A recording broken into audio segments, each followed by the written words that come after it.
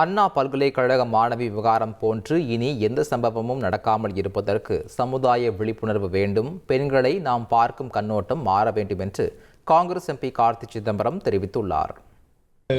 எந்த கோணத்தில் ஆண்கள் பார்க்கிறார்கள் என்பதில் சில குளறுபாடு இருக்கிறது. அதற்கு குடும்பத்தில் வளர்ப்பிலிருந்தே ஆண்களுக்கு பெண்கள் நமக்கு சமம், அவர்களை ஒரு அடையும் பொருளாக மட்டும் பார்க்காமல் அவர்களையும் ஒரு சம உறுப்பினர்களாக பார்க்க வேண்டும் என்ற உணர்வோடு இந்த சமுதாயம் ஆண் பிள்ளைகளை வளர்க்க வேண்டும். சிசிடிவி ஏன் வேலை செய்யலைன்றது யூனிவர்சிட்டி தான் அந்த இதை அந்த அந்த யூனிவர்சிட்டி தான் பதில் சொல்ல வேண்டும். யூனிவர்சிட்டி அது ஆஃப்டர் ஆல் அண்ணா யூனிவர்சிட்டி, ஒரு இன்ஜினியரிங் காலேஜ், ஒரு டெக்னிக்கல் யூனிவர்சிட்டி. அங்கே போய் ஒரு சிசிடிவி ஃபெயில் ஆகுன்றது என்னை பொறுத்த வரைக்கும் ஏற்றுக்க முடியாது. அதற்கு கண்டிப்பாக யூனிவர்சிட்டிக்கு யார் பொறுப்பாக இருக்கிறாங்களோ அது பதில் அளித்து தான் வேணும். அது யூனிவர்சிட்டி அதற்காக நடவடிக்கை எடுக்க தான் வேணும். அதனால் நான் எந்த வகையிலும் டிஃபெண்ட் பண்ணலை. அது வேலை செஞ்சுருக்கணும், சிசிடிவி வேலை செஞ்சுருக்கணும். வேலை செய்யாதது தவறு.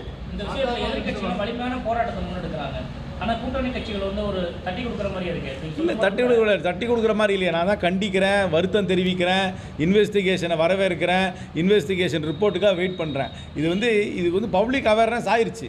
இதில் போயிட்டு இதில் பண்ணுறதுனால ஆக்கப்பூர்வமான சமுதாய மாற்றத்தை கொண்டு வரதுக்கு முயற்சி பண்ணணும், டயலாக் நடத்தணும், பசங்களுக்கு சென்சிட்டிவிட்டி கிளாஸ் நடத்தணும்.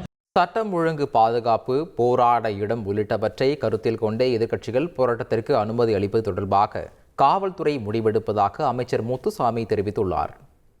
எதில் சிபிஐ வரணும், எதில் வரக்கூடாதுங்கிறது ஒரு முறை இருக்குது. அதை நாங்கள் சிபிஐ கொடுங்க அல்லது வேண்டாம் அப்படின்னு சொல்கிறது இல்லை. அதுக்கு ஒரு முறை இருக்குது. அதில் ஏதாச்சும் இங்கே இருக்கிற காவல்துறை தொய்வாக இருந்தால் அதெல்லாம் கேள்வி ரைட்டு. இங்கே இருக்கிற காவல்துறை குறிப்பிட்ட சில மணி நேரத்திலேயே அந்த அவரை கைது செய்து நடவடிக்கை எடுத்திருக்கிறார்கள். எந்த விதமான பாகுபாடும் இல்லாமல் நடவடிக்கை எடுக்கப்பட்டு கொண்டிருக்கிறது. எனவே அப்படி இருக்கிற பொழுது இது கேட்கறதுங்கிறது எந்த வகையில் நியாயமும் இல்லை. நியாயமானது எதாக இருந்தாலும் நம்ம சொல்கிறோம். அனுமதிங்கிறது அங்கே இருக்கிற ஒரு சட்டம் ஒழுங்கு பிரச்சனை என்ன ஆகும், என்ன அந்த இடத்த பொறுத்து போலீஸினுடைய அறிக்கை முழுசாக கோர்ட்டுக்கு சப்மிட் பண்ண முன்னாடி அதனுடைய உண்மை நிலைமைகள் தெரியும். அரசாங்கம் இதில் எல்லளவும் விட்டு கொடுக்கல, பின்வாங்கல. செய்திகளை உடனுக்குடன் தெரிந்து கொள்ள உடனே சப்ஸ்கிரைப் பண்ணுங்க.